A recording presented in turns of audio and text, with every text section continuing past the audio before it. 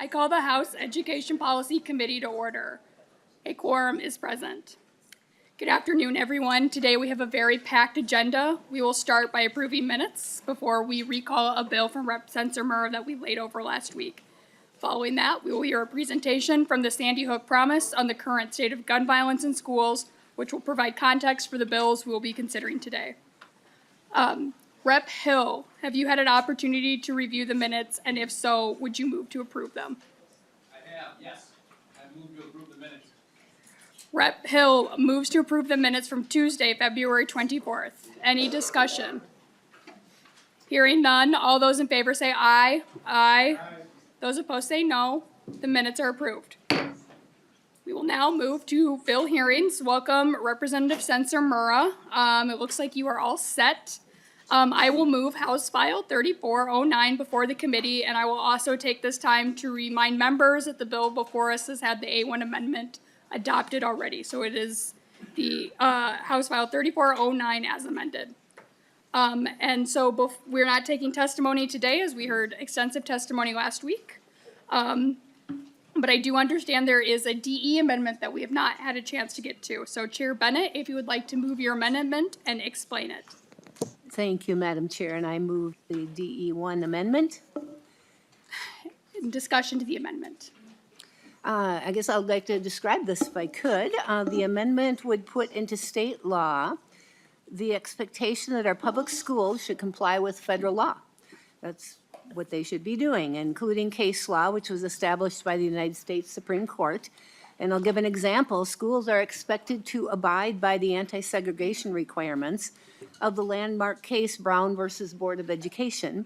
And specific to our discussion today, the 1982 decision in Plyer versus Doe.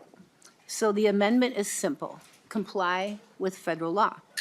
And I expect schools will have no problem with implementing these expectations, since I have no reason to believe that our public schools are engaged in actions of denying equal access of education based on race or immigration status. So the underlying bill assumes that schools are actively denying equal access to education based on the immigration status, and we have no reason to believe that that's true. As a matter of fact, I want to say our schools are complying with that law, and we have no evidence that they are not. The bill seems to assume that schools are complicit with the immigration enforcement activities that are not required by law, and I have no reason to believe that this is true. So I believe even this amendment itself is unnecessary, because we have no reason to believe that our public schools are actively denying equal access based on race or immigration status. Our schools, unfortunately, are caught in the middle right now of a political dispute, and expecting our schools to solve this problem through more mandates or micromanagement, I don't believe is the solution. Since we don't need a law to tell our schools to obey the law, both the bill and the amendment are unnecessary. So I'm actually going to withdraw this amendment, and I urge members to vote no on the bill, and I'm willing to continue dialogue towards a reasonable solution, but I just don't see that we need a law telling schools to obey current law. The DE1 amendment has been withdrawn. Discussion to the bill as amended. Representative Gottfried. Yeah, so I'm actually a little disappointed to hear that that there's a no vote recommended for this, because, you know, coming into this, I really, this wasn't about duplicating laws or anything like that. It was about establishing our values as a state and as an education policy committee body. And I had really thought it was going to be a great opportunity to really come together and codify within statute that every child has a right to a world-class education, every child, regardless of immigration status or any other identifiers that they have. And I had really hoped that in a time of really deep division and high tensions, that we would be able to come together to reject, you know, this really growing and dangerous sentiment that we are saying within our politics, that there are rights for me or rights for us, but not for them. And you'll sense a little bit of anger in my tone, because I had actually written some comments under the assumption that we would be passing this bill along. And I think that's, unfortunately, everything that I wrote is now moot. It's null and void. And I really, really, really wish that we had been able to come together to really combat this dangerous and growing sentiment that some of us have rights and some of us don't, and really codify again into state law that we believe every single child has an affirmative right to a world-class education. I think the sentiment that some of us have rights and others don't has been a sentiment that has been used to justify some really horrendous actions throughout our history. And so I'll be frank, I'm upset right now, and I would encourage all members, change your mind. You can have a yes vote. I would look forward to stand in solidarity with each and every one of you that decides to pass this on to the next committee. Thank you. Further discussion to House File 3409 as amended. Vice Chair Hill. Thank you, Chair Jordan. In a very similar fashion to Representative Gottfried, I'm surprised. I'm shocked. Many of you have heard me say this far too many times, but for 25 years, I've been proud to be a public school teacher. And the idea that we serve every single child is what gets me excited to go to work every day. And this idea that we're hearing that idea doesn't ring true for each of the committee members here at the Horseshoe is really surprising to me. And so as we move forward, this is about ensuring that everybody has rights. Every child has rights. It's not just the tall kids, it's not just the smart kids, it's not just the you fill in the blank kids. It's every single child. And as we look forward, I hope we can find ways to partner to demonstrate that we are a state that believes that across the board. So thank you, Chair, for the opportunity. Representative Roach. Thank you, Chair. Representative Hill, I want to thank you for saying that not just the tall kids get Same. education. No, honestly, listen, this is already codified in U.S. Constitution. So to me, this bill is kind of irrelevant, and I feel like it's kind of more theatrics than anything. Like that we're just using this as a stunt to prove a point that's already been proven in Constitution. So I stand with the chair, Chair Bennett, and urge a no vote. Representative Mueller. Oh, sorry, I was just excited. Representative Greene. Thank you, Chair. I just wanted to name what we've talked about this before. We need to name what's happening. The reason that this bill is coming is because that piece of our law is under threat. Our students are under threat right now. And so that is why we have to make sure that in our state, we are double downing on all of our protections for students. And so, yes, I agree with you, Representative Roach. Like, this is, codified. But that's in a context that we aren't seeing what we're seeing here in Minnesota. And so I just would encourage a yes vote. It is disheartening that we as education policy in this space would not just support every single student and believe them when they tell us what is going on. Further discussion. Chair Bennett. Thank you, Madam Chair. And Representative Sencer-Mura, thank you for bringing this forward. I believe that is a sincere reason you are, and my colleagues over here too. And I have to agree with Representative Hill that every child deserves an opportunity to learn. And that's happening right now. And if we made a law for everything that's not happening, we would have so many laws that we'd be here year-round, which I don't agree that we should be here year-round. So honestly, I see this as a solution looking for a problem. I'm not saying that sarcastically. If we saw a lot of evidence of, immigration authorities going into schools and pulling kids out of schools, or schools expelling students based on their immigration status, I think we'd be having different discussions right now.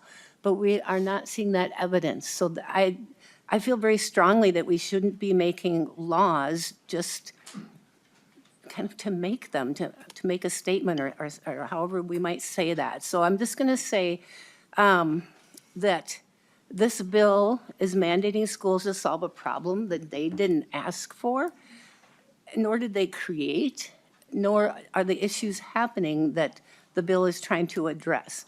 We haven't heard that testimony on any of those things. The suggestion that our schools are refusing to comply with federal law somehow is, I think, kind of insulting to our schools, and I don't think it was meant that way. But when I read it, I just thought, wow, this is like our schools are doing terrible things, and they're not.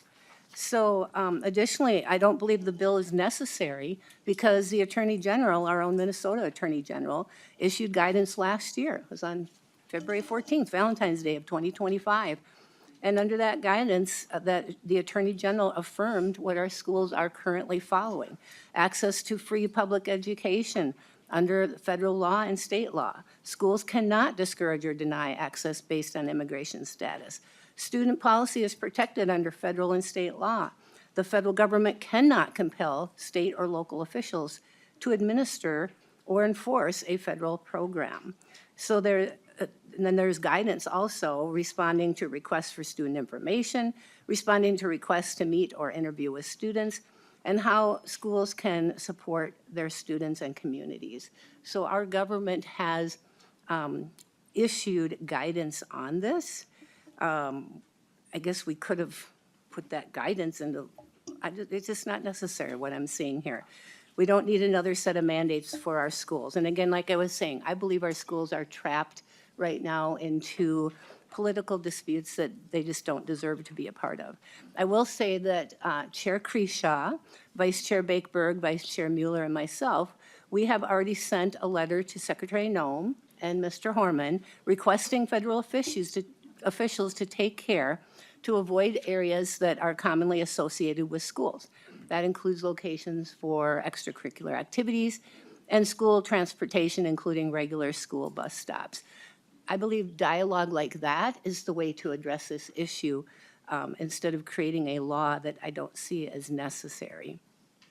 Just to give a little bit of context, we have had some issues in the Department of Ed, for example, where the MDE learned that they employed at the federal level or at director level a foreign national with at least 2 deportation orders on his record.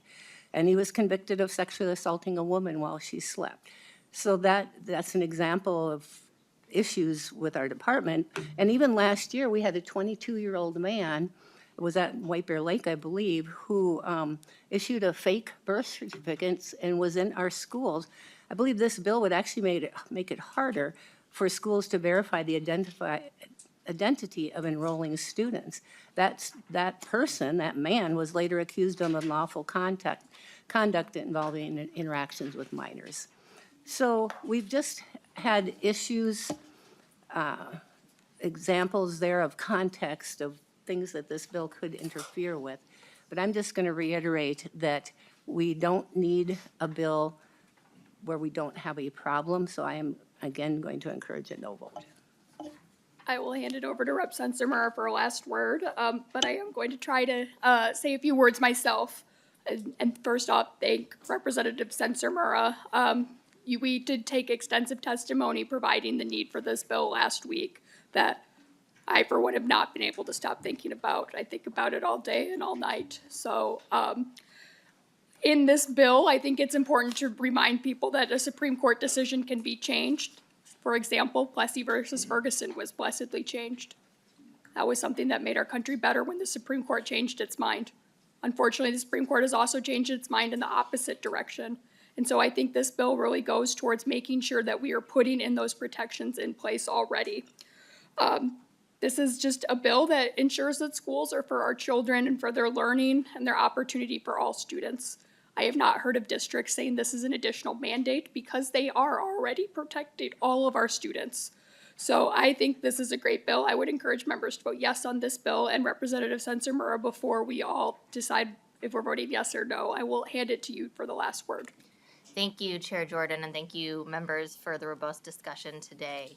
I would say, first of all, that I know you withdrew the amendment, but I welcome the amendment. I am glad to see that my colleagues on the other side of the aisle stand by our commitment to educating all students. I'm glad that we can agree that Brown versus Board of Education decision or the Plyler versus Doe decision represent what we still believe about all students that should be served by schools. When I brought this bill, one of the reasons that I brought it was actually separate from anything that has happened here in Minnesota in the last couple months. It's that 10 states have had legislation introduced by the GOP that takes away the right of every kid to get an education. I heard a story in Texas about legislation that was, saying undocumented students should pay for their education. Let's send them a bill. Let's make them come to the schoolhouse with their money ready. So I'm glad that we don't have that Republican Party here in Minnesota.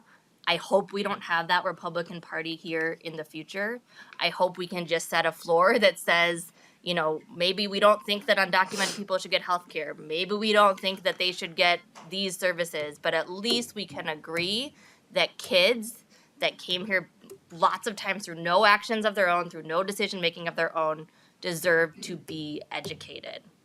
I'm glad that we have that on the legislative record, and apologies for maybe being a little scared that in the future we might not all be there, because what I have seen from the last 2 months in the actions of the federal government make me really worried that we cannot even have a floor that says all kids deserve to be educated, all kids deserve to be safe.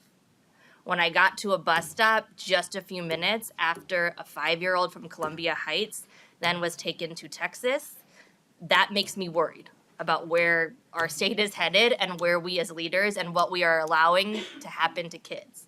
When I hear a story about 2 kids from that same school from Columbia Heights seeing each other across a detention center cafeteria and saying, hey, I recognize that kid from my class, I recognize that kid from my school in Minnesota, that makes me worried that in the direction we are heading, we will not all be able in the future to agree that every kid in Minnesota should get an education. So it is disappointing that we cannot continue this conversation, continue this on. It is disappointing in light of the incredible testimony that we heard from parents, educators, and students here last week. But I am happy that we have on the legislative record that right now we have a GOP that does agree that all students should be entitled to a public education here in Minnesota. I hope that it stays that way. And if you truly believe that, I don't believe you have anything to lose by voting yes today. Thank you. With that, I will motion to re-refer House File 3409 to the Public Safety, Finance, and Policy Committee, and that a roll call be taken. Ms. Keller, will you please take the roll? Yes. All right. Co-Chair Bennett. No. Co-Chair Bennett, no. Co-Chair Jordan. Aye. Co-Chair Jordan, aye. Representative Hill. Aye. Representative Hill, aye. Representative Mueller, sorry. Mueller votes no. Mueller, no. Representative Bierman. Bierman, aye. Representative Bierman, aye. Representative DePel. No. Representative DePel, no. Representative Falconer. Falconer, yes. Representative Falconer, yes. Representative Fogelman. No. Representative Fogelman, no. Representative Gordon. No. Representative Gordon, no. Representative Gottfried. Gottfried, aye. Representative Gottfried, aye. Representative Greene. Green, yes. Representative Greene, yes. Representative Keeler. Keeler, yes. Representative Keeler, yes. Representative Lawrence. Lawrence, no. Representative Lawrence, no. Representative Roach. Roach, no. Representative Roach, no. 7-7. There being 7 ayes and 7 nays, the motion does not prevail. I will now lay the bill over. Thank you, Representative Sencer-Mura, for your time. We are now going to move to a presentation on gun violence in schools and safety responses by Nicole Hockley, the Chief Executive Officer and co-founder of Sandy Hook Promise. And Nicole, I know that you are joining us remotely. Welcome to the committee. When you're ready, please state your name for the record and proceed with your presentation. Thank you. My name is Nicole Hockley. I am the co-founder and CEO of Sandy Hook Promise. I'm going to share my screen now.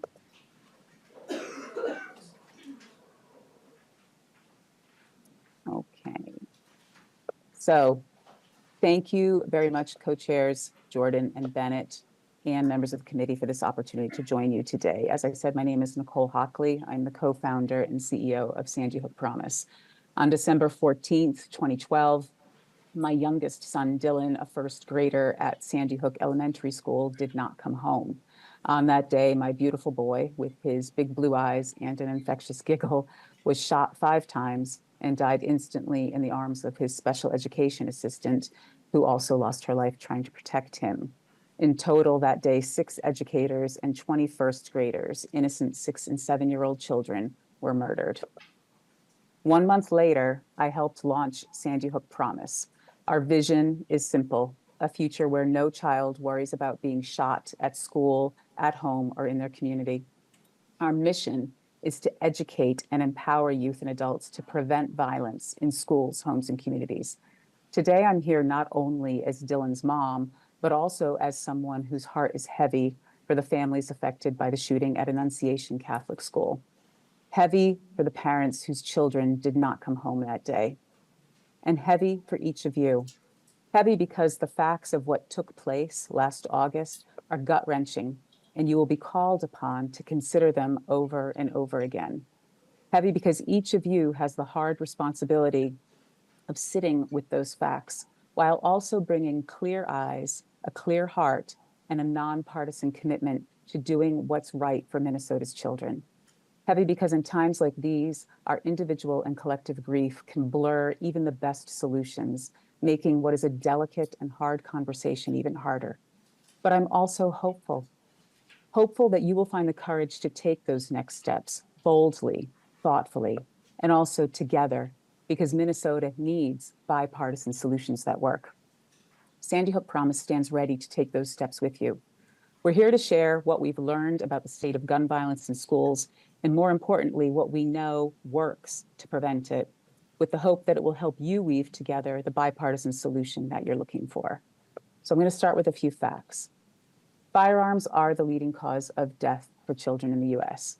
Each day, 12 children die from gun violence in America, and another 32 are shot and injured. There have been more than 428 school shootings since Columbine in 1999, which impacts nearly 394,000 students. After the Sandy Hook Elementary School shooting, I learned a lot about the shooter, the many warning signs he showed throughout his life, the missed opportunities to intervene, and the most painful truth of all, that what happened at my children's school was not just another tragedy, it was preventable. The fact that according to the US Secret Service's National Threat Assessment Center, between 2016 and 2020, about 76% of perpetrators of mass violence exhibited warning signs beforehand. They said something or posted something, behaved in ways that concerned others. But in most cases, those signals never reached anyone who could help. Yes, these facts are bleak, but they're also why Sandy Hook Promise exists. We focus on prevention backed by evidence.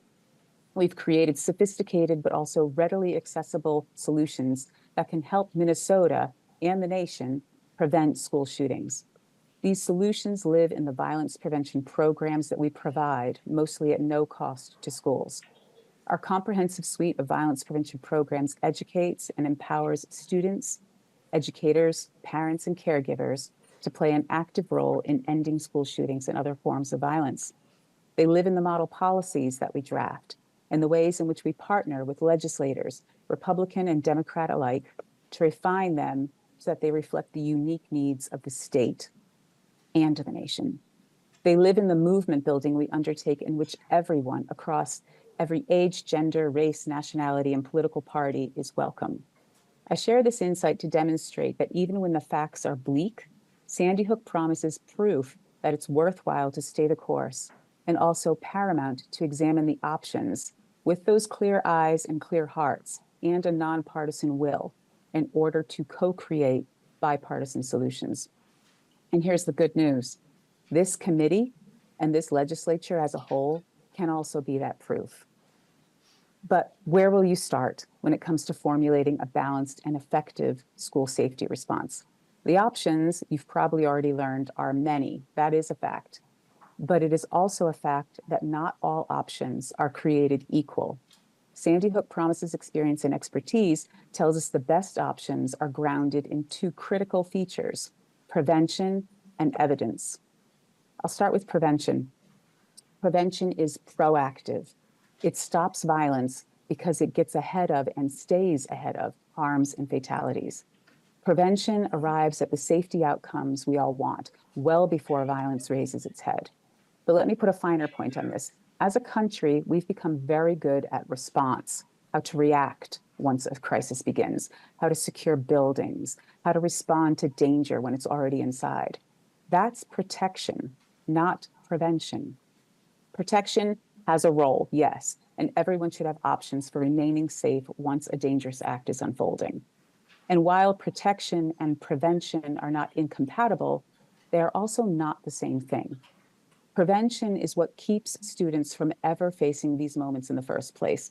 Prevention is more effective and less costly and far less traumatic for children. The type of protection that Sandy Hook Promise recommends is that which is evidence-based. And speaking of evidence-based, just as prevention matters, so too does proof of concept matter. Evidence that a given approach works should be on the table before the state or any of the schools within it choose a particular school safety option. Evidence that a given approach works should be required, not an optional nice to have. Our children deserve evidence-based school safety solutions that are proven to work. Minnesota already requires schools to have school safety plans. That is an important point because it means that Minnesota is already off to a good start with a strong foundation. As it relates to these plans, Sandy Hook Promise recommends they be grounded in evidence. This approach better ensures that proven safety solutions are folded into the fabric of how Minnesota schools operate. There's no better time than now to ensure that when schools plan their response to human-caused dangers, such as a school shooting, that they ground their response in approaches that have been proven to work.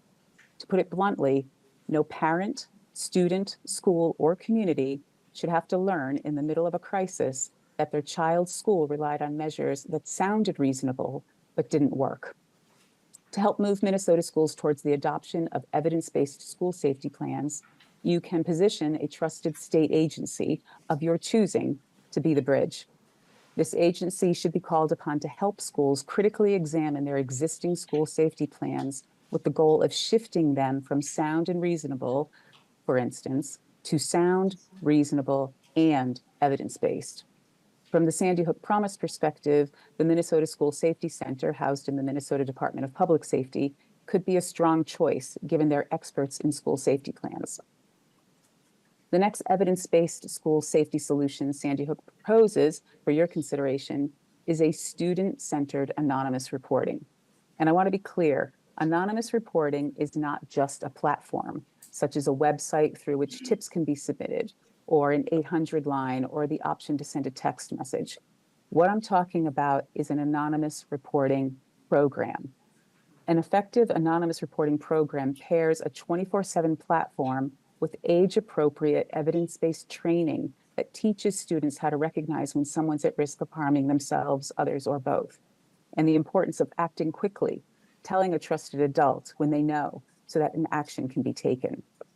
This is not about asking kids to assess threats, investigate social media, or decide on their own whether someone is serious enough. It's not about putting adult responsibilities on children. It's about empowering them with a simple, safe, and effective way to speak up. And when students are given an upstream prevention tool, such as an anonymous reporting program, coupled with evidence-based training, they do the right thing. Our research shows time and time again that the training is the most critical component. Without training, an anonymous system mostly becomes unknown and underutilized. But when students are trained each year on what to look for and how to act, you feel empowered and capable. As our research partners at the University of Michigan say, the more you train, the more you get. Students begin to see speaking up as helping rather than getting someone in trouble. They begin to speak up in a way to help prevent acts of violence. They begin to speak up when they themselves are in need of help. A well-rounded anonymous reporting program translates into life-saving moments, and it also shifts school culture and climate. Sandy Hook Promise has seen it. And because students use anonymous reporting as a helping tool, they rarely submit false reports. I highlight this fact because despite adult concerns, false reports are rare. Students do not weaponize anonymity. They use it responsibly. Something else they use it for? To say something in a timely manner when they learn someone is planning to carry out a school shooting. We have evidence of this. Across the nation, schools using Sandy Hook Promise's Say Something Anonymous reporting system have averted a total of 19 credible planned school shooting attacks and over 1,200 imminent youth suicides. In each of these cases, tips came through our system, were triaged by trained crisis counselors available 24/7, 365 at our accredited crisis center in Florida. And they then work with the school teams and local law enforcement to create life-saving interventions. For us to say we stopped a planned school attack, the tip has to come to us first before any other body, and law enforcement needs to then independently confirm that the person making the threat had the plans and the means, in this context a firearm, by which to carry out the threat. Clearly, an anonymous reporting program can be a vital life-saving tool. This isn't hypothetical, these are lives saved. And you'll be happy to know that Minnesota schools believe this as well. Many Minnesotan students are already showing how our system works. These students are helping shape the safety, current and future, of their schools, homes, and communities. This is possible for all students who are given access to the type of anonymous reporting program our expertise tells us is most effective, such as the option to report should be available via website, phone, and text. The ability to report should be available 24/7, 365, not just during school hours. Inbound tips should be received and acted upon in real time by trained crisis counselors, trained in knowing how to triage tips and build trusting relationships with tipsters. These counselors should be multilingual, as should any technological platform they use. School safety teams should be identified, trained, and prepared to receive and respond to tip information from the crisis counselors. And the school safety team and the trained crisis counselors should know when and what tips to immediately forward to law enforcement. After all, not every report requires police involvement, but every report deserves to be heard. In line with the national trend, Minnesota students are not misusing anonymous reporting. They are using it responsibly. This is not surprising because experience tells us students want to help, although not always in ways that are flashy or public-facing. Something else students want is to get it right. Anonymous reporting and training gives students a way to overcome doubt, the same doubt we all feel when we say, it's probably nothing, or I don't want to overreact. That doubt leads to silence, and silence can be deadly. An effective anonymous reporting program changes that. It can be a reliable way for students to tell a trusted adult what they know. And this step alone, giving everything you've just heard about anonymous reporting programs in action, can increase the safety of Minnesota students. And if you normalize an anonymous reporting program, increased safety can take root not just in their schools, but also in their homes and communities. And all students deserve that. I want to close by returning to one statistic. That was the nearly 394,000 students that have experienced gun violence at school since Columbine. And I ask you to consider how many incidents never happen because someone said something. We know of at least 19 prevented because of Sandy Hook Promises program, and how many might still be prevented. Gun violence should never be part of the school experience. It's not inevitable, it is preventable. And that is what we should expect and demand for our children. I remain hopeful that this legislature will choose the bipartisan, evidence-based school safety solutions at your fingertips. Hopeful that Minnesota students of all ages believe once again that their schools are safe places and always will be. Hopeful that parents will trust that their children will come home from school at the end of the day. And my greatest hope of all is that you will prove that hope right. Thank you for your time and for your commitment to keeping Minnesota's children safe. Thank you, CEO Hockley, and thank you for being brave and sharing your story. Please accept, on my behalf, our apologies and sympathy for you and what your family has gone through, and hope that no family goes through what you have gone through. Thank you. I have another remote testifier, Emily Dauk, from Mankato. Emily, are you with us? Yes. Welcome to the committee. Please state your name for the committee and proceed. Okay. Hello, Education Policy Committee. My name is Emily Dauk, and I am from Mankato, Minnesota. I am here to testify in support of House File 3401 and other measures to protect students from gun violence. I am a high school math teacher in southern Minnesota. One of the expectations of my profession is that myself or someone I am close to will be involved in a school shooting. Think I'm exaggerating? Here is what I experienced in 2024 and 2025. February 2024, a student I had helped with math just weeks before was charged with murder and has since been convicted and sentenced.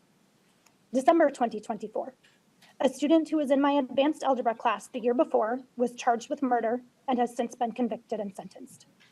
November 2025, a family member of a student was murdered. Scariest of all, in December 2024, a student brought a gun in his backpack into my intermediate algebra classroom. Each of these incidents happened within 2 miles of my school building. Each of these incidents involved a current or recent student of mine. Each of these incidents involved a teenager. Each of these incidents involved a gun. I want to be very clear that schools are doing everything they possibly can to prevent gun violence from entering the buildings. They are investing in safe and secure entrances. They are providing mental health services when funding allows. They are creating strong partnerships with school resource officers and local police. The incident in December 2024, where a student brought a gun into my classroom, was a testament to that work. There was a gun in the school building and there was no school shooting. But that's not enough. The teenager never should have had the gun in the first place. Schools cannot prevent gun violence alone. We need the help of the legislature. This is my message to legislators on all ends of the political spectrum. The only way the epidemic of school shootings will end is if our elected leaders choose to act. Think the problem is the guns? Create stricter gun laws. Think the problem is the people and not the guns? Write laws that support the people. There are solutions to this problem, but action needs to be taken during this legislative session. Failing to act ensures that we will continue to see school shootings. Failing to act ensures that more students and teachers will be impacted by gun violence. Failing to act ensures that eventually every Minnesotan will be touched by gun violence. I would like to end my testimony the way I started.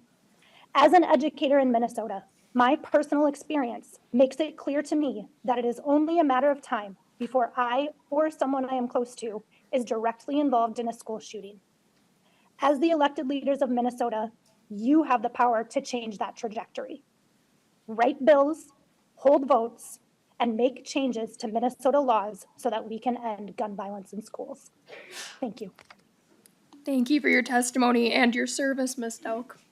I also know that in person we have Aurora Vasquez, who is a Senior Vice President of State Policy, who can take any questions on the presentation we just heard. Is there any questions from members? Otherwise, we'll proceed to our bills. Our first bill up, well, I guess second bill at this point, is House File 3401 by Representative Greene. Please make your way to the testimony table, and when you're settled, please move your bill and introduce it. We're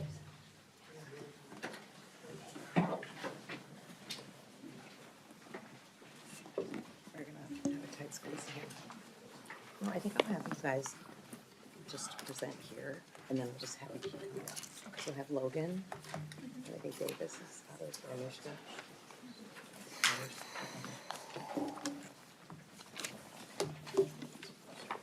And then Davis, you say hi. Okay. Initiative, you go right there. Okay, and then we'll just move. Okay. Representative Greene.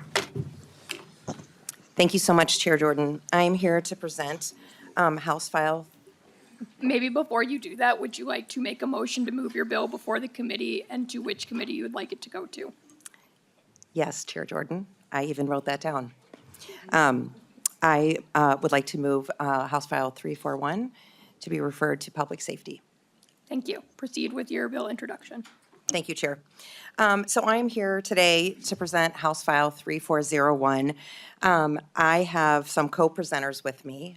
This is a group of students that I've been working with for nearly a year on some gun violence prevention measures. And I am having them actually present the bill with me, not just be testifiers, because we have really worked through and worked with partners on this. And so they are here to help present this bill. One thing before we get started, though, is really this bill is about preventing avoidable tragedies at schools, near students, and before they begin. So I'm going to pass it off to Logan. They'll say their name before they speak. Great, thank you. My name is Logan Bracken, and I'm a senior at Edina High School. We are here to present House File 3401, which will do two main things. First, this bill establishes stricter storage requirements for firearms on school property when stored in vehicles. Right now, Minnesota law is general and leaves too much room for interpretation when it comes to firearms in cars. Our bill will require that firearms, when in a vehicle on school property, must be unloaded, secured in a locked container or safe designed to resist tampering and unauthorized access, and placed in a locked trunk compartment. If no trunk is available, the firearm must be out of plain sight within the vehicle. This bill will also extend the same storage protections to Minnesota State High School League sanctioned events, even if the events are off school ground, such as hockey games at the city's local arena. Second, under the existing law, principals have the authority to approve an individual to carry a firearm on school property. This bill will remove the language that unnecessary exception. That responsibility is not only a huge liability, but unfair for our administrators. We know how much is already on their plates, and there is zero need for them to feel pressure in deciding whether guns are allowed on campus and who should or who shouldn't be allowed to carry one. Their focus should be purely on their students. That said, House File 3401 will not restrict identified and purposeful firearm carry within a school facility, like a school resource officer or a color guard. Thank you.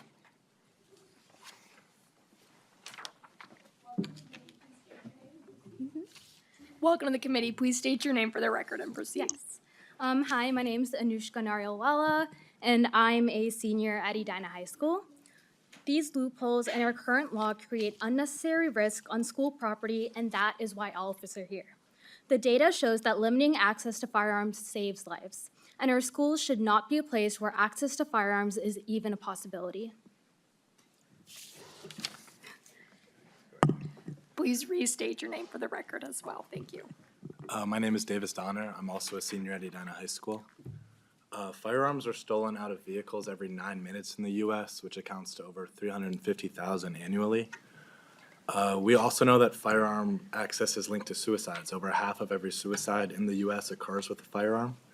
And just recently in North Carolina, a student left the school building and accessed a firearm in an unsecured vehicle and shot himself dead in the parking lot.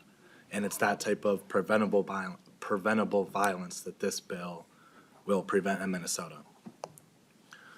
A recent survey that was done of 9 states, Minnesota included, found that 27% of firearm owners reported storing their firearms in a vehicle, of which 22% reported some unsecured storage, which means not in a locked glove box at a minimum. That was that 22%. And of that 78% that reported storing in a locked vehicle, that included a glove box, which is not a safe place to store a firearm. Thousands of firearms are stored in a full-lock glove box. Glove boxes are quite trivial to break into. They're not secure enough for a deadly weapon. Principals and administrators should be focused on students, not guns. Giving the authority to principals to decide who can carry weapons is risky and not a good idea, and school leaders agree. Emergency personnel arriving at schools for any reason, including to respond to active shooters, do not know who's carrying a weapon.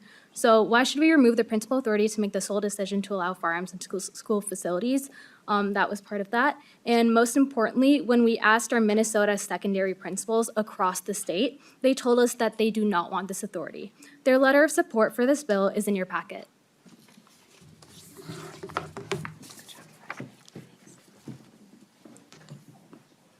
Representative Greene, is this still part of your presentation? Okay, welcome to the committee. Please state your Yes. name and proceed.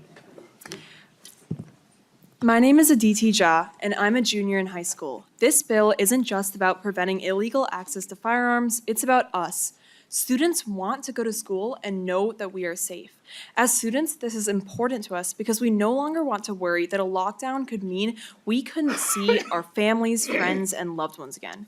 A freshman whom I was mentoring asked me, how do we stay safe at school? It's now casual conversation. That's not right. I don't want to feel the need to survey my classrooms to establish where and how I can get myself to safety if the worst were to happen. Worries about security affect our ability to focus and to learn in school. Research from Northwestern University shows the rising rate of depression and anxiety in students is linked to a rise in school shootings. The chief argument against safe storage is self-defense. Proponents bring up a variety of unrealistic fantasy scenarios of the shooter on school property who is stopped by the peaceful gun owner with an easily accessible loaded gun in their car. And you might think to yourself, I've never heard of that happen, and you would be correct. These fake situations are empirically disproven. According to Everytown research, defensive gun uses occur in fewer than 1% of all crimes. And when they are used defensively, only 20% of the time it is against people who also have a gun.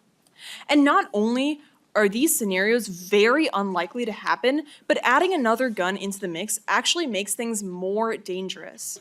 Crime victims who respond with a gun are less likely to avoid injury and more likely to lose property. Clearly, given that statistically significant gun theft from cars has led to everything from unintentional shootings to youth suicides, there is infinitely more danger in not safely storing a gun. Chair Jordan, we're almost Okay, to the end. welcome to the Promise. committee. Please state your name and proceed. Hi, I'm Alvi, a senior at Edina High School. Although we may never know which exact tragedies we prevented, we do know that there's a clear correlation between unsecured guns and increased violence. In states with strong safe storage laws, gun-related homicides have fallen by over 19.4%. And general gun-related injuries have fallen by over 10%. Conversely, states with weak safe storage laws face a near 18 times increase in gun theft. Minnesota still lags behind more than 10 states in terms of safe storage. So, we're asking you all to make a responsible decision to establish basic safe storage requirements for guns on school property in a country where the leading cause of death for teens has been firearms for the last 6 years. Welcome. Please state your name and proceed. My name is Matthew Smeaton. I'm a senior at the University of Minnesota. In preparing House File 3401, we consulted with the Minnesota County Attorney Association on the bill's language. We have taken many of their considerations into account and continue to work with them to develop this bill. In your packet, you will find several letters of support for this legislation. As you heard, principals across the state are in support, county commissioners, school administrators, our superintendents, and advocacy groups.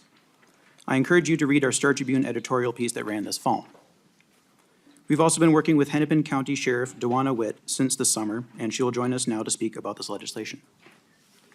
And we will proceed to that public testimony. Yes. And starting with Sheriff Witt, Sheriff DeWanna Witt, please state your name for the record and proceed with your testimony.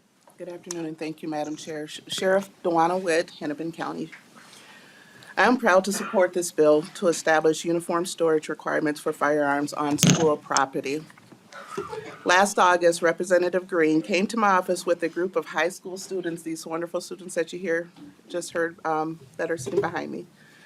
Those students are here with me today to let you know how passionately they believe in policy change. I would also like to add that I have a student advisory group. These are students between the grades, in grades 10 through 12th grade throughout different schools in Hennepin County. One of the questions I asked of those students are, what are the top priorities that you would like to see in your districts? And this is all the way from Rogers into Eden Prairie. Gun violence came up on every last one of their list, came up in the top 5. Our kids are afraid. They are expecting us as adults to do something to help them. It meant a lot, though. to me as a public safety leader to weigh in from the beginning of this process, since it is law enforcement that ultimately has to enforce the measures should it become law. This bill is clear and it's practical for both school and law enforcement. It creates consistent expectations statewide, which makes compliance easier and enforcement more fair. As a former school resource officer, best part of my career, hands down, I can tell you that inconsistent gun policies from one school to another can create problems for law enforcement. This law will help create a clear standard for the public to follow and our agencies to enforce. Safe storage laws address one of the most common pathways by which guns ends up in the wrong hands, the theft of unsecured firearms. It's great we have people that are law-abiding and legally able to carry, but we also have people that are out there looking for opportunities to take those weapons and use them in ways that they should not be used. When we think about vehicles being a primary source for stolen guns used in crimes, that we know. A trend that has been significantly increasing over the past decade.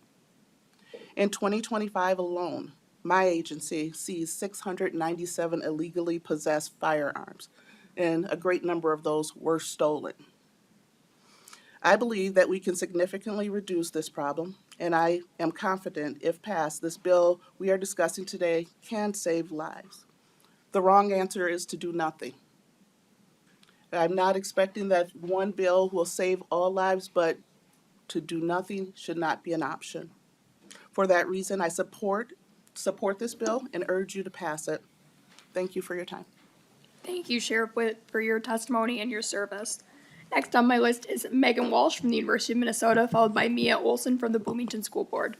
Welcome to the committee, Professor Walsh. Please state your name and proceed with your testimony. Thank you, Madam Chair, committee members, and Representative Greene. My name is Megan Walsh.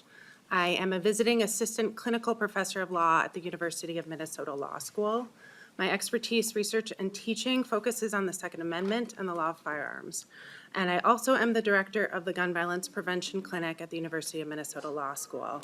My clinic has successfully defended Minnesota gun laws against constitutional challenges in approximately 50 cases in its first 3 years. I'm joined by my student, Claire Albrecht.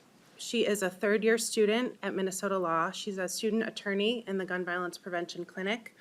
And she recently filed a brief at the Minnesota Court of Appeals defending a Minnesota gun law against a Second Amendment challenge. Welcome to the committee. Please state your name for the record and proceed. I'm Claire Albrecht. I'm a student at the University of Minnesota Law School. Thank you for the opportunity to testify on House File 3401. From a constitutional perspective, this bill fits squarely within well-established Second Amendment doctrine. In District of Columbia v. Heller, the United States Supreme Court made clear that nothing in their opinion should be taken to cast doubt on long-standing prohibitions on laws forbidding the carrying of firearms in sensitive places such as schools. That language is significant. It signals that the restrictions on firearms in schools are presumptively lawful. The Eighth Circuit, the federal circuit which includes Minnesota, has held that the long-standing prohibitions that the Supreme Court recognized in Heller are not just presumptively lawful, but fully lawful. Schools have long been recognized as sensitive places, and courts across the country have consistently upheld firearm prohibitions in these environments. This bill extends that same framework to Minnesota State High School League events when students are gathered for athletic and fine arts activities. This is a logical and legally defensible extension. The purpose of naming schools as sensitive places where firearms are prohibited is to ensure that they are safe havens for students.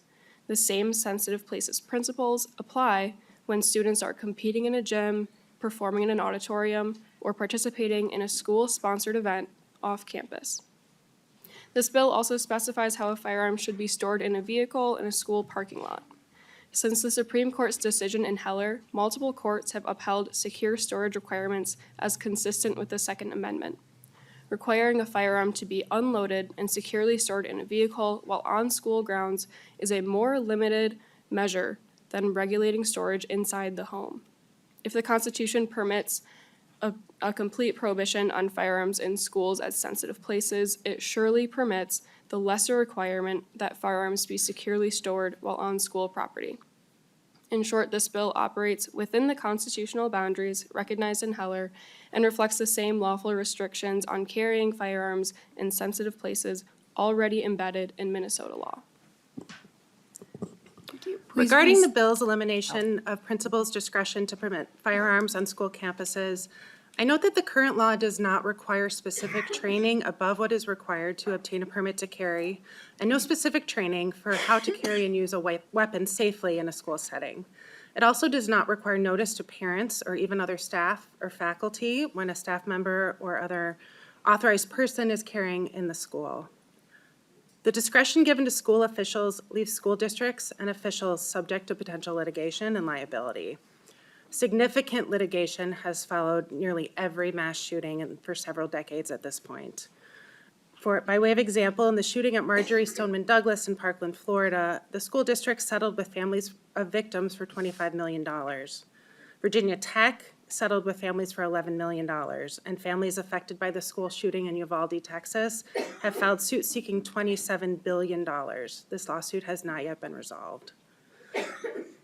We have also seen multiple incidents across the country in which individuals who are authorized to carry a firearm onto a school have left that firearm unattended, and children at the school have accessed it, including not most recently, but a few years ago in Maplewood in 2018, there was a situation where a peace officer carried a firearm into a school and a child was able to discharge it.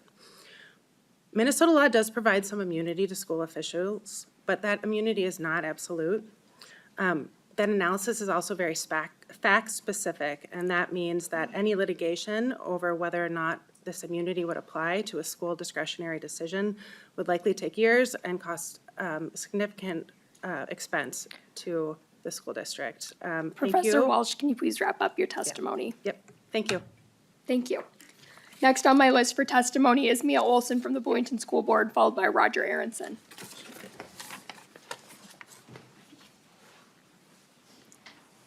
Welcome to the committee, School Board Member Olson. Please state your name for the record and proceed with your testimony. It's actually Maya Olson. Maya, I apologize. Good afternoon, Chair and members of the Education Policy Committee.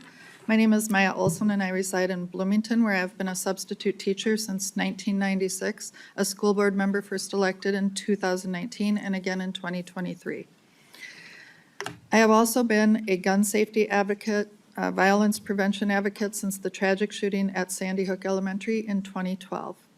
Having been a substitute teacher for 30 years, I have experienced countless lockdown drills with students from pre-K through middle school, including students with a variety of needs, including students in wheelchairs, students with sensory issues, and students who have already experienced a background of trauma.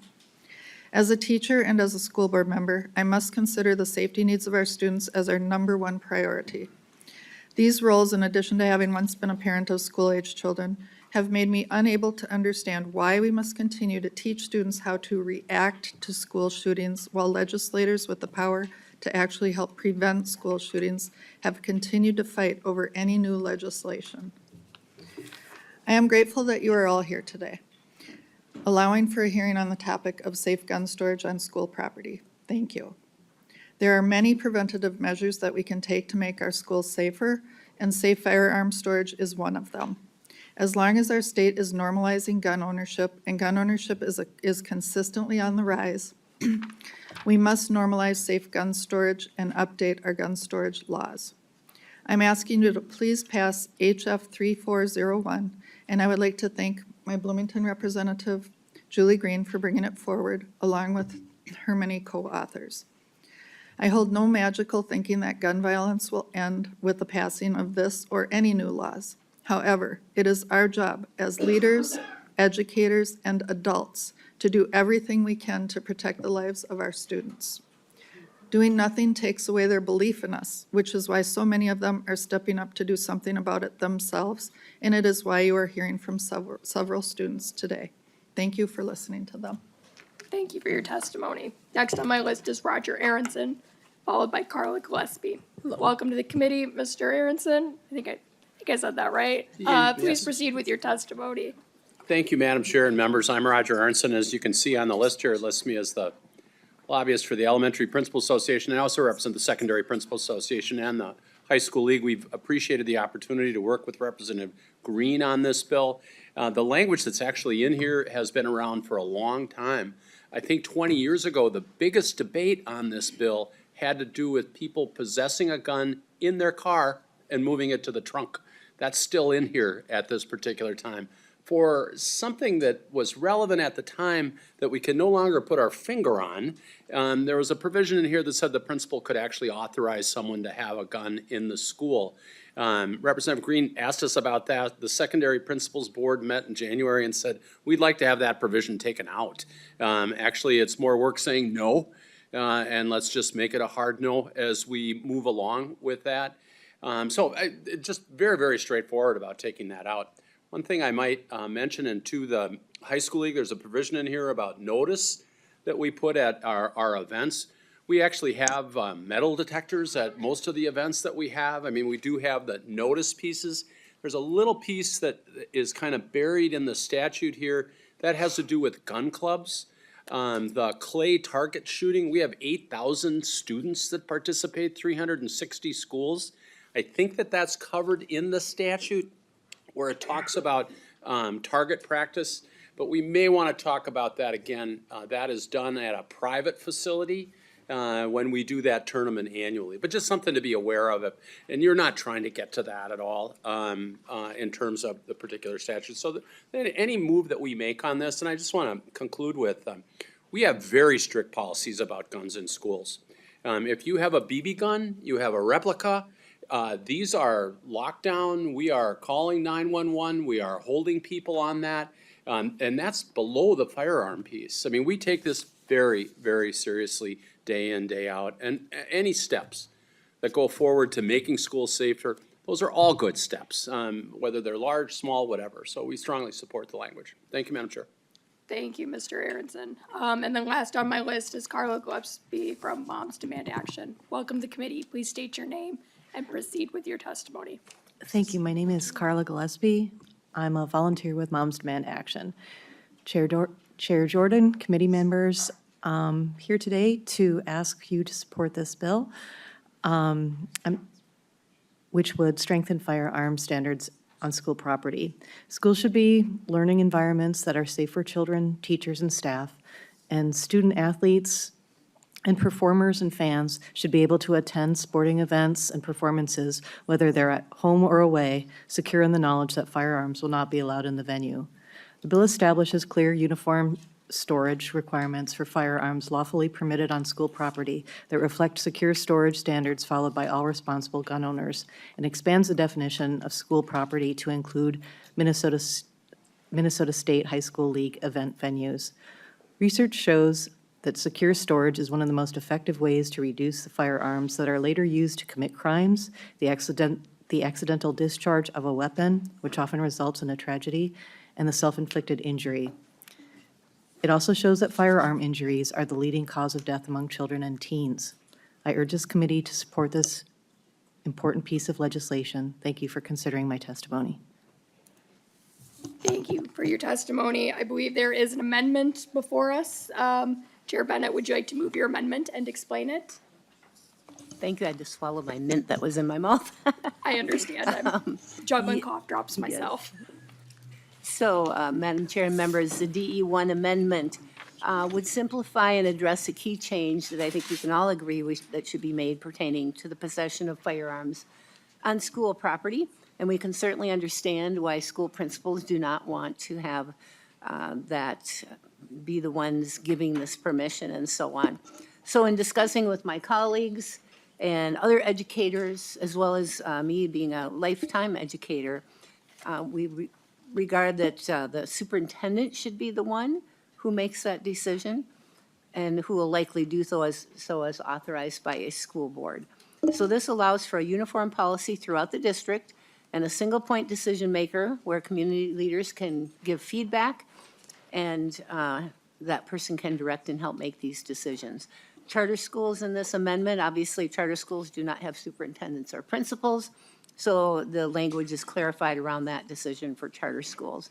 The underlying bill does have several changes to the possession on school property where the implications, we don't believe, are totally clear. I think some of my members have questions on that, but at this point, we'd like more discussion and help make other changes. I think there are points of agreement that we have in this bill.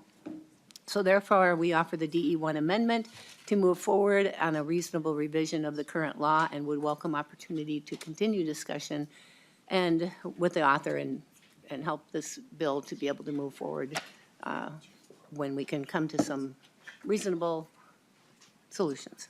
Thank you. Representative Greene to the DE1 amendment. And I believe you have a testifier in the DE1 amendment as well. That's right. Thank you so much, Chair. Thank you so much, Co-Chair Bennett, for the amendment too. I would like to bring up Valerie Doslin, who represents the superintendents.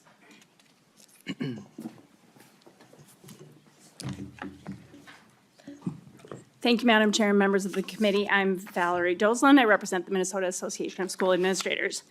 I would just like to express our opposition to this proposal for all of the reasons that you heard from the testifiers and from the sheriff and from Mr. Aronson.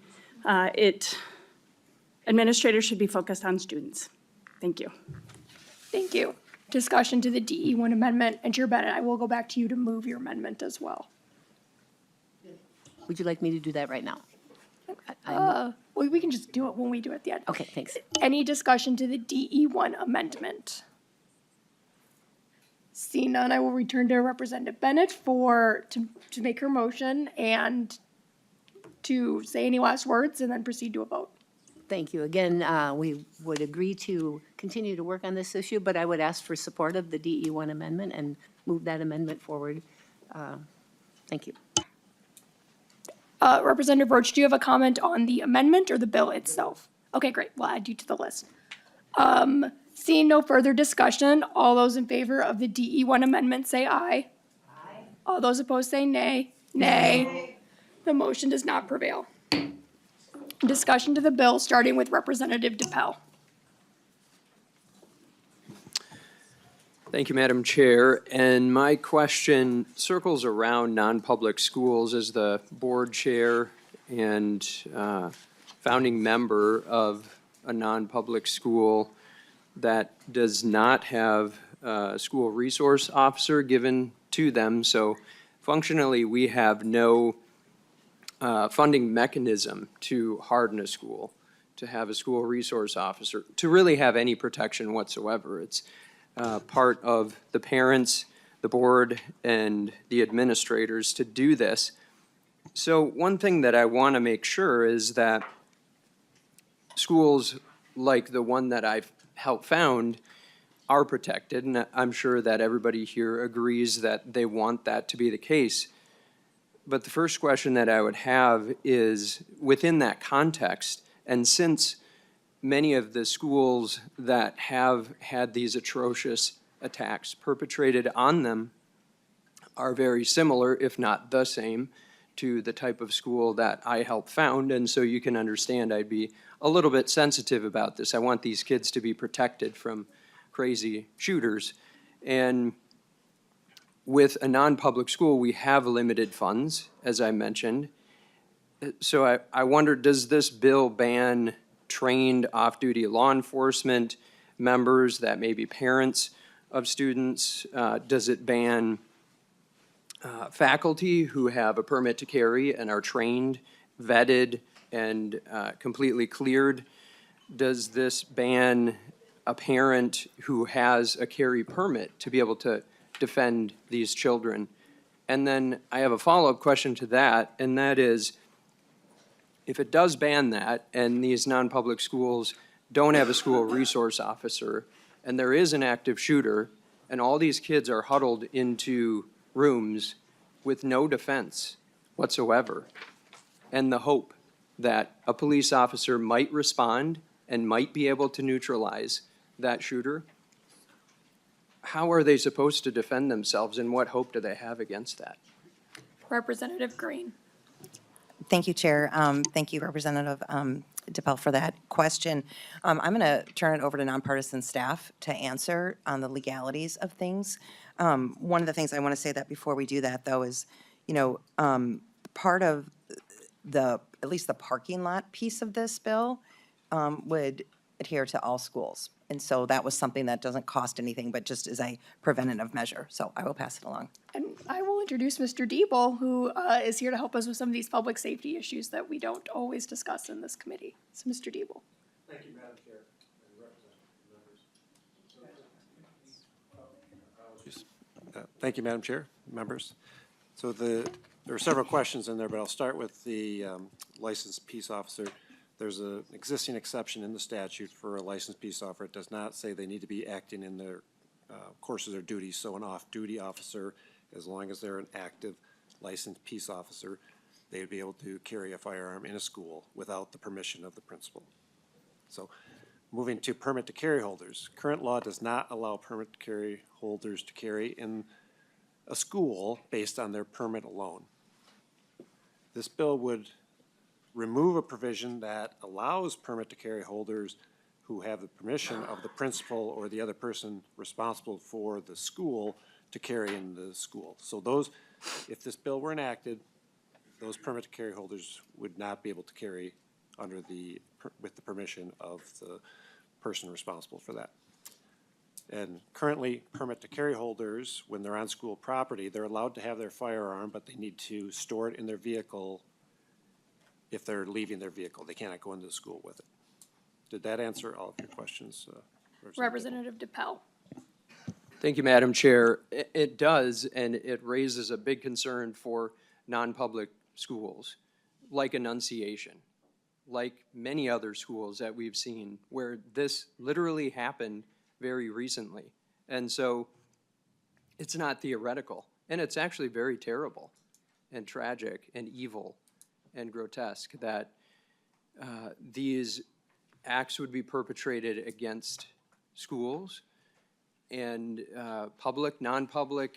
These are children. We've all agreed they should be treated with definitive respect. And so I would encourage hard thought and,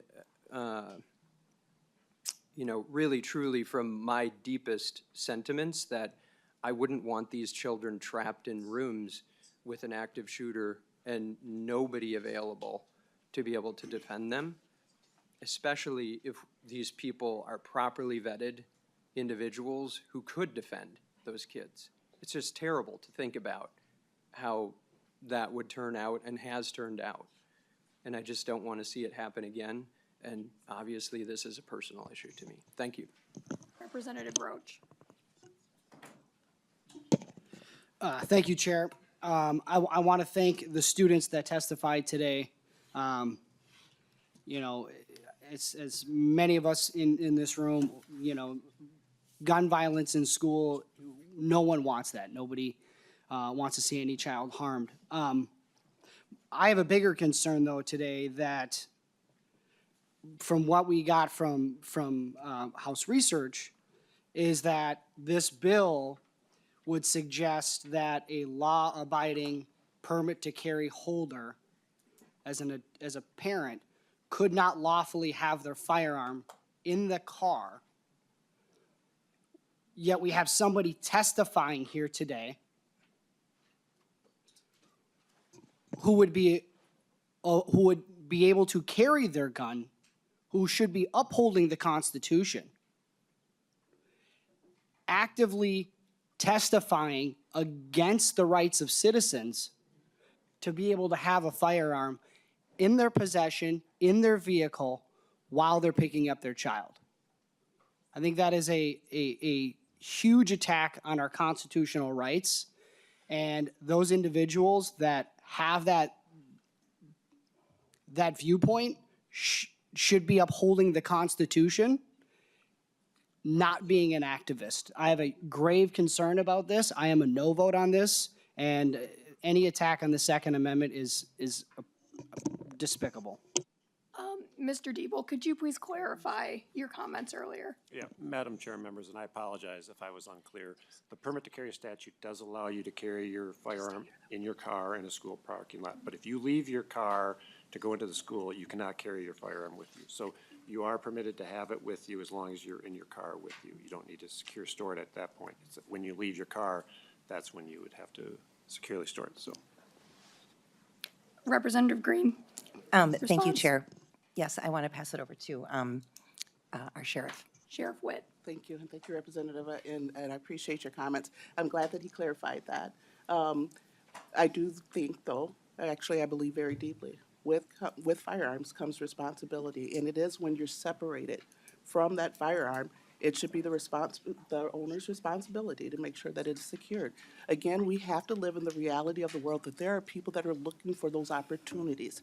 And so to leave a firearm not stored appropriately, I believe brings us greater issues as far as public safety goes. So again, thank you for clarifying. It's when you're separated. We already know that when you have it on your body, you're in the car. That's not the issue. It's when you are away from that weapon. You are responsible for making sure, or you should be, that it is secured safely. Thank you. Representative Bell, you had another question? Thank you, Madam Chair.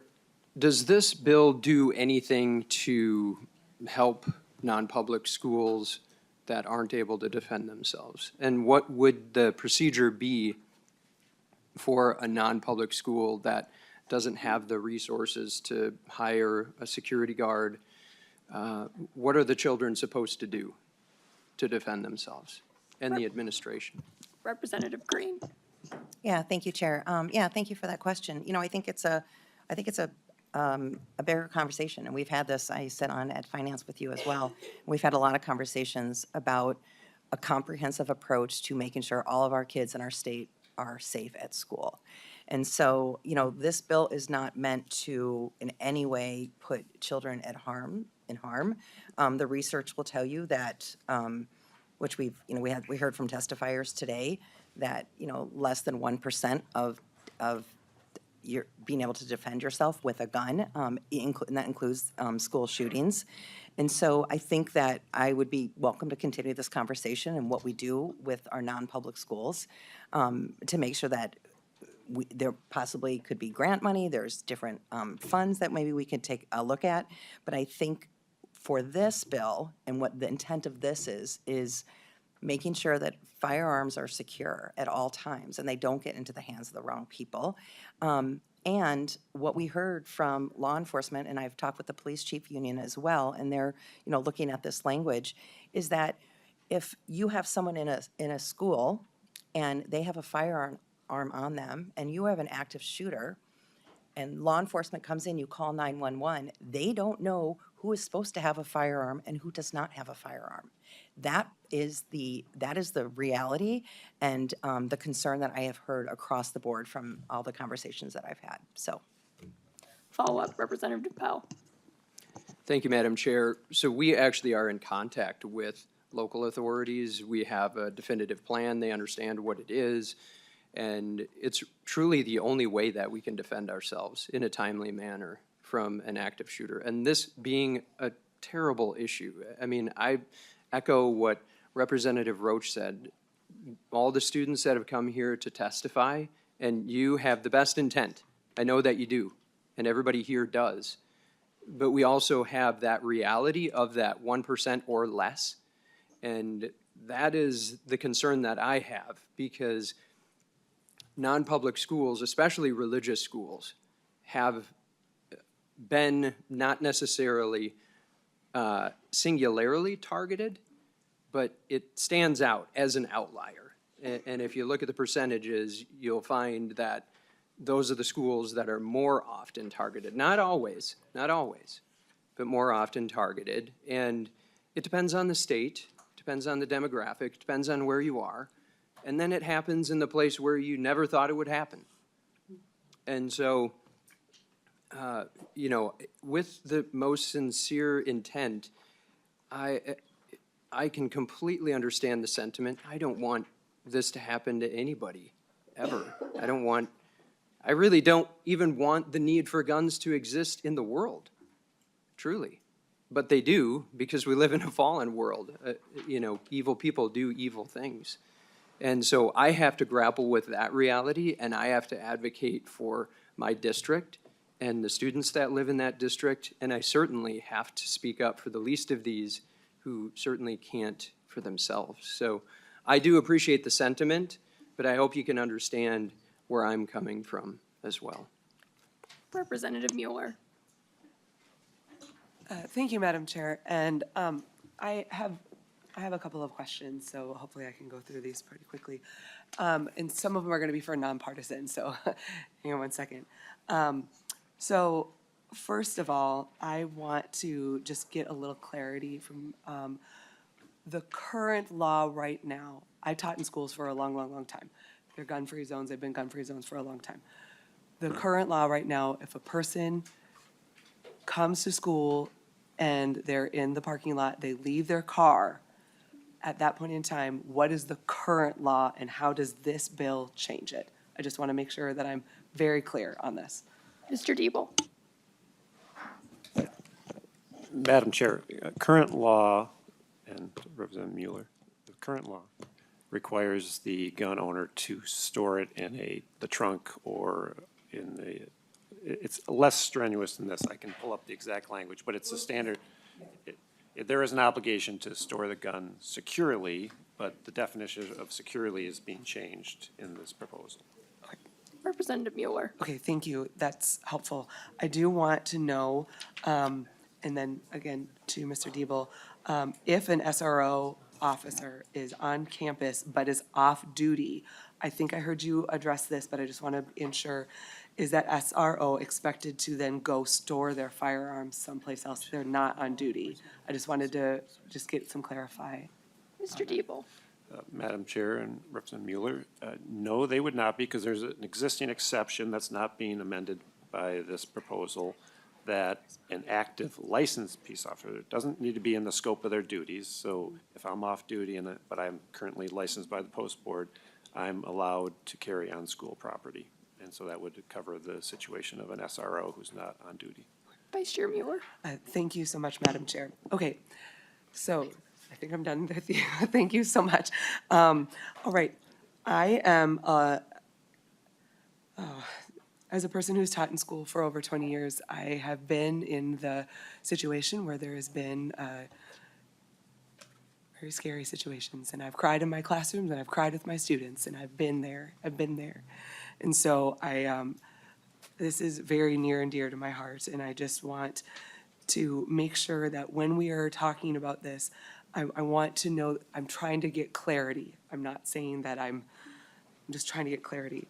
And the clarity that I'm trying to understand is mostly around the Minnesota State High School League piece of the bill.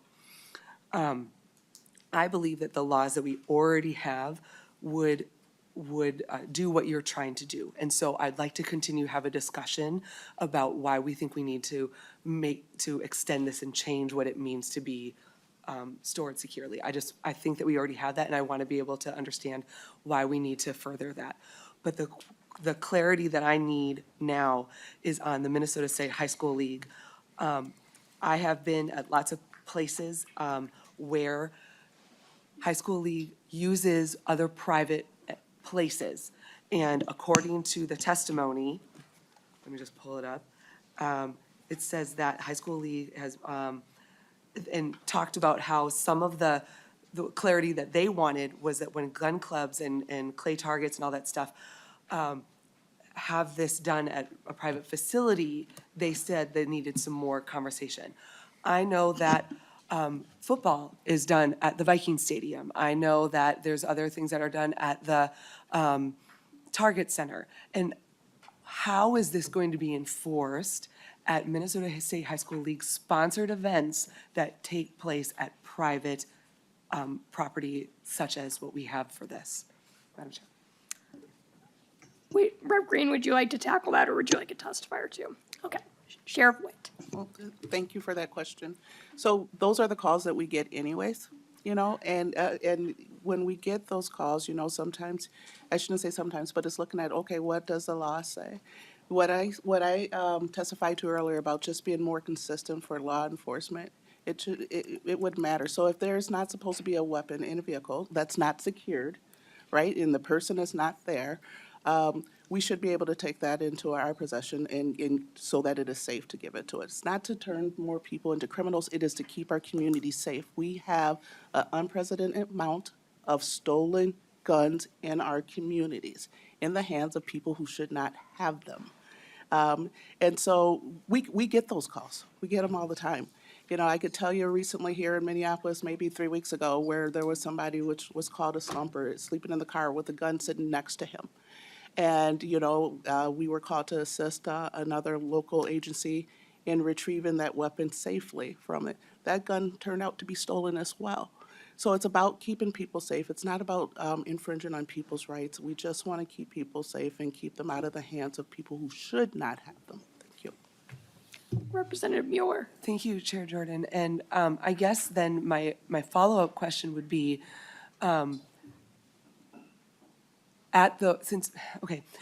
sometimes people call police because they see a gun and they're very nervous about it, and I understand that completely. My question is, at the places that I've already talked about, is it already the policy at those private entities that you are required to have your gun locked up in the trunk? And to further this is, would people who go to these entities then know, okay, I'm now at a state high school league sponsored event and now I have to change that policy? Would event centers or something like that, when they sponsor something like this, how would they notify? How would we get to know if the policy was normally something else and now we are a state high school league sponsored event and now this is a changed policy? I just need to know practically, how are we going to implement this? And again, I'm not trying to be nitpicky and try to get all this. I'm saying that there's people who carry their guns and they are expecting that they are not breaking the law. They are trying to actively not break the law. And so that's what I'm concerned about. Representative Greene. Yeah. No, we're going to tag team this one on. Okay, because Representative one of the Greene and things Sheriff Witt, go for it. Sorry. Just one of the things I want to bring up too, right? It's like you walk up to a venue and you can see this premises ban guns. There are people who watch to see people go put those back in their vehicles, so they know where to look when they see that those signs are posted. With how to make it work or how to implement it, I will let you start with that one. So. Representative Greene. Thank you, Chair. Thank you, Rep. Mueller, for your question. So currently, Minnesota State High School League, the policies that students have to follow and people who attend those events have to follow school policy follows them, no matter where they go. So if we have a group of students or we have an event going down at US Bank Stadium, the policies that students have to adhere to and spectators needs to still follow that policy. And so I think that the expectations are there, that communication comes through schools, that this is what's expected. That wouldn't change. This gets rolled into school policy because that's where it will end up. So I hope that gives a little bit more clarification. And I do also want to acknowledge the challenge of that because it is challenging, right? Does that mean if someone's parked on a road next to a school, are they, is this part of this new law or that you would have to have it stored more safely? And so I just want to address that too, and that's something that we're talking about, and I would love to get this bill to public safety to really look at that and the implementation of things. The other thing that I just wanted to address that we talked about too is the safe storage. So right now, really it's a bit loose on how you store a firearm in a vehicle, which is probably why they're getting stolen out of cars all the time. And so this bill, we really worked on best practices and like, what does that look like? And it's making sure it's actually locked, like you can't get access to it. I drive, we have 2 different cars in our house. We don't really have a trunk. Like I have a hatchback, right? So like the language is out of date as well. And so this is to say, how do we keep firearms secured when they are off the body? And that's what this is. Final follow-up, Representative Bueller. Thank you, Chair Jordan. I really appreciate your patience and indulgence. And thank you, I appreciate that.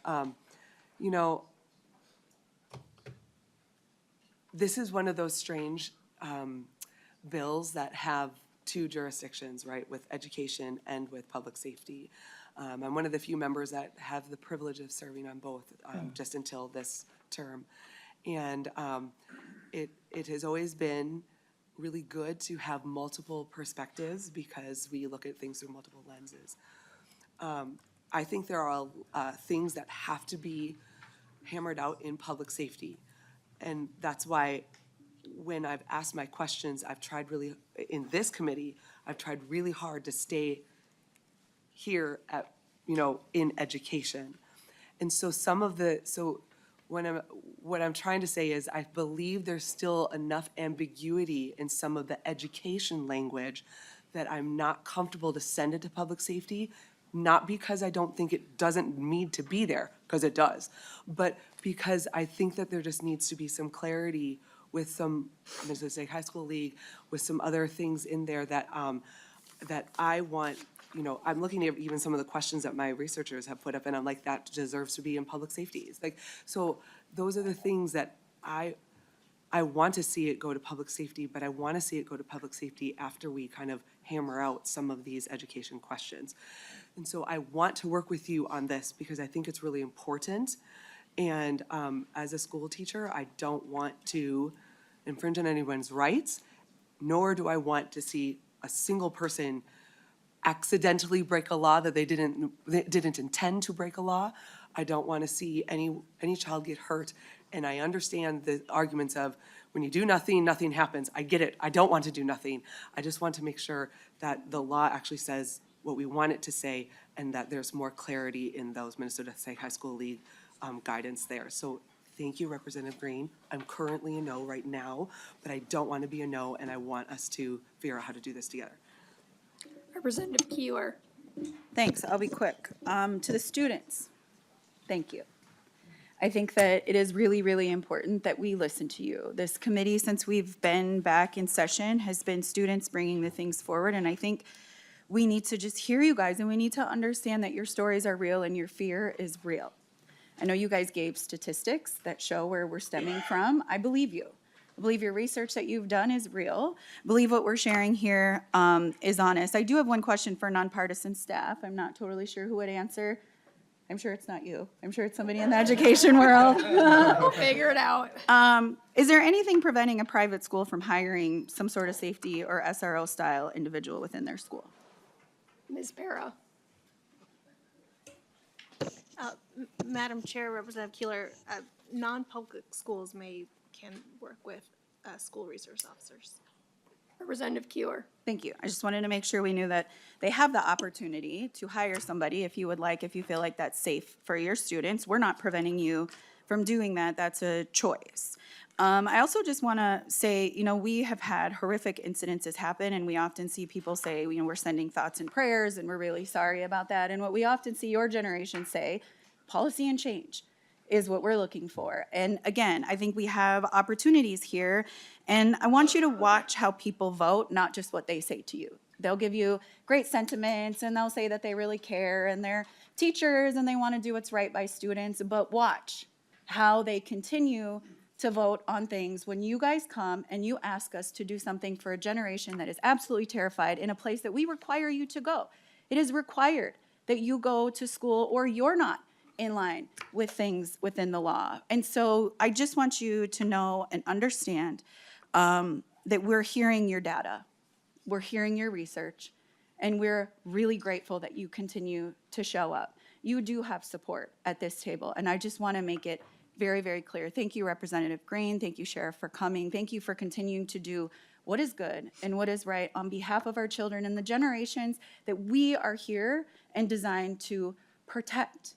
Okay, I see you. I recognize you, and I am sorry that we live in a world that chooses other things over our children. Thank you. Chair Bennett. Thank you, Madam Chair. I'll try to be quick. I know you're trying to keep things moving here. I too want to thank our young people who are here. Thank you. I just love it when young people get engaged. So Representative Greene, thanks for bringing these young people here to be part of this.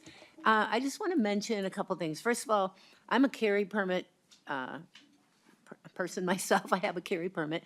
And my mind's kind of reeling with all these different things. I think there's a lot of ambiguity that was brought out here, whether it's non-public schools and some of the other things Representative Mueller brought up, that need to be clarified more in my mind before I could support this. But one thing I want to bring up is yesterday in Education Finance, we had a hearing on bills that would provide additional safety for our kids at schools, and funding for schools' facility for security, to extend the Safe Schools revenue. The proposals included funding for public schools, but also charter schools and non-public schools and our tribal nation schools. And we heard some concerns about the non-public schools and how some of the things they're doing currently to protect themselves may not be allowed if this bill were to become law. So I'm hopeful that we can continue talks and get this right. I think there's very good points in it. We want to keep our kids safe. I'm going to end it there because I know you're in a hurry, but at this point, I cannot support this as written, this bill. Thank you. Representative Greene, would you briefly like to provide closing remarks? I will go quickly. Thank you so much, Chair. I don't really think there is ambiguity in the bill. I think it's a little bit, I think it actually is very clear. If you are on school property and you are near students, you are responsible for your firearm, making sure that it is stored securely, that a student can't accidentally access it. That's it. And we heard from our principals and our superintendents, they don't want the authority or the liability to make the decision on whether or not they choose who gets to carry inside a building.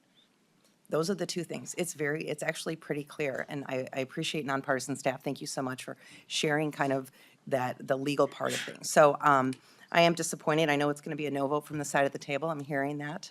So I would like a roll call. With that, Representative Greene motions to re-refer House File 3409 to the Public Safety and Policy Committee, and that a roll call will be taken. Ms. Geller, will you please take the roll? Yes. Co-Chair Bennett. No. Co-Chair Bennett, no. Co-Chair Jordan.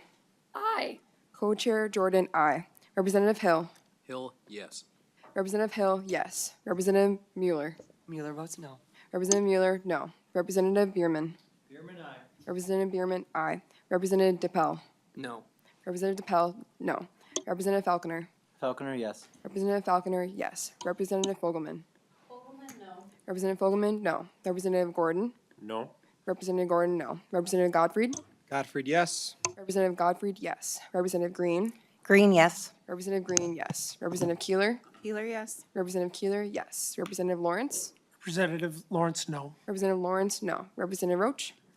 Roach, no. Representative Roach, no. There being 7 ayes and 7 nays, the motion does not prevail. With that, I will lay the bill over. Our last bill up for the day that we are going to try to get to, we're going to do things in a little bit of an unorthodox manner, so this bill will be laid over. But we're going to start with testimony on the bill, and then, time permitting, we will allow Representative Rehrauer to explain the bill. So first on my list as a testifier is Rick Kaufman, followed by Superintendent Evans. Welcome to the committee, Mr. Kaufman. Please introduce yourself and proceed with your testimony. Thank you, Madam Chair. My name is Rick Kaufman. I appreciate the opportunity to address this committee on behalf of the Association of Metropolitan School Districts. I've spent more than 3 decades working in school safety, behavioral threat assessment, crisis response, recovery, prevention, and for the past 19 years served as Executive Director of Emergency Management for Bloomington Public Schools. For much of my career, I got very good at responding to school shootings, Columbine, Sandy Hook, Parkland, Uvalde, and dozens of others that don't make national news, whether supporting as boots on the ground or later virtually as technology improved. In the wake of those tragedies, I experienced an epiphany. Why were we waiting for bad things to happen? Why weren't we investing more in early reporting systems and in building a culture where students feel safe coming forward and where students know exactly what to do with that information? When done right, this disciplined process can dramatically improve our chances of stopping the rarest but most devastating events to occur. That's why we believe in anonymous reporting. It is one of the most powerful prevention tools we have, and it works. I am here today to urge your support for legislation that will establish and enhance anonymous reporting platforms in our schools while ensuring that systems are embedded within a comprehensive school-based behavioral threat assessment and management framework. Now, 1 month before Columbine, one of the perpetrators submitted a creative writing assignment graphically describing the trajectory of a bullet through a human head. It was enough to alarm his teacher, So much that it was addressed with his parents during a scheduled parent-teacher conference several weeks before the attack. But that concern, however well-intentioned, stopped there. It was not elevated to a counselor, an administrator, nor was it documented or discussed with peers. I can assure you, having co-led the Columbine Crisis Response Recovery Team, that this teacher acted out of concern. But there was no system at that time that fostered collaborative threat detection, assessment, and reporting, so her observations remain isolated. Anonymous reporting platforms remove barriers that prevent students and staff from speaking up, often because of uncertainty whether the concern is credible or simply not knowing where or whom to go to. However, reporting alone is not enough. This bill's current language relies heavily on the Minnesota Bureau of Criminal Apprehension's tip line. While the BCA plays an important role under the direction of Superintendent Drew Evans, who I have a tremendous amount of respect for, there are some significant limitations. The BCA tip line is not staffed 24/7. It is not equipped to triage and manage the volume of behavioral concerns across all K-12 schools in Minnesota. It is designed to receive and forward threats, not conduct behavioral threat assessments. Those threats are indeed shared with local law enforcement. And I want to point out that our law enforcement agency in Bloomington, along with Bloomington Public Schools, we have an amazing relationship of collaboration and partnership. In my 19 years with Bloomington Public Schools, unfortunately, we have not received one single notice through the BCA tip line. Additional deficiencies in this current language is the lack of clear standards for how threats are evaluated, prioritized, or managed. And it ignores the online spaces where we know warning signs often appear first in posts, memes, videos, and gaming chats. Digital awareness and fluency is no longer an option. While districts are given the option to implement their own systems, as the bill states, or contract with vendors, unfortunately, there are no clear accountability standards. And there is a lack of dedicated funding for systems, staffing, or for the necessary training school-based teams need, yet districts will be required to manage, certify, and report compliance. Let me finish with this. Anonymous reporting works when trained people receive reports in real time, when school teams have capacity to assess risk, and when supports are in place to intervene. Without that, we're just creating a false sense of security. We are not asking you as legislators to abandon this effort. By all means, do not abandon it. We are asking you to strengthen it. Work with those of us trained in behavioral threat detection and assessment to establish clear expectations and develop real-time response protocols as a start. But please, most importantly, fund the work. If we do this right, it will save lives. If we do it halfway, it becomes paperwork and risk. Our students deserve so much more. Thank you for your leadership and your commitment to Minnesota students and staff. Thank you, Mr. Kaufman. Next on my list is Superintendent Evans of the BCA. Welcome to the committee. Please state your name for the record and proceed. Yes, thank you, Chair Jordan and members of the committee. And I know it's getting long and I hear your voice struggling towards the end of the committee. My name is Drew Evans. I'm the superintendent at the Minnesota Bureau of Criminal Apprehension.